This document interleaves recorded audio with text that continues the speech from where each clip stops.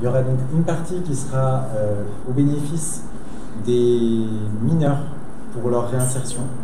On entend par là donc mettre en place des bourses, par exemple, pour les mineurs, payer des formations à leur sortie, ou leur permettre aussi d'acheter des kits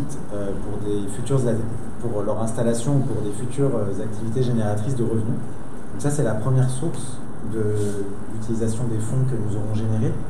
La seconde consiste à réinjecter de l'argent dans les élevages eux-mêmes, puisque nous aurons besoin de racheter du matériel vétérinaire, nous aurons besoin de racheter des aliments, de remettre en état parfois des cages ou des bassins.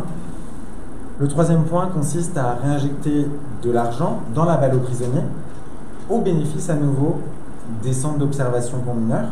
C'est-à-dire qu'avec cet argent généré, nous pourrons également augmenter le nombre d'activités.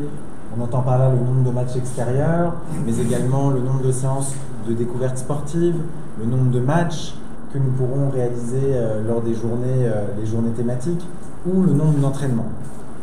Nous pourrons également fournir plus d'équipements aux COM dans lesquels nous allons travailler. Donc, le but est donc d'avoir une autosuffisance. En tout cas, c'est l'objectif final, c'est d'avoir cette autosuffisance. Nous savons qu'il est difficile de l'avoir dans les premiers mois de l'action, car il faut d'abord générer des recettes, puis les réintégrer pour en générer ensuite d'autres. Donc, ça prend un peu de temps. Pour la pérennité du projet, étant donné que le projet dure 18 mois, l'idée c'est que justement nous arrivions quasiment à cette autosuffisance à la fin du projet.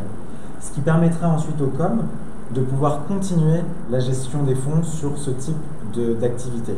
Et donc de permettre d'avoir plus de budget au COM, puisqu'aujourd'hui on sait que certains centres pénitentiaires, ou même la majorité des centres pénitentiaires, souffrent d'un manque de moyens. Et donc ça permettra justement de grossir ces moyens des centres pénitentiaires, et en tout cas des deux COM dans lesquels nous travaillons aujourd'hui.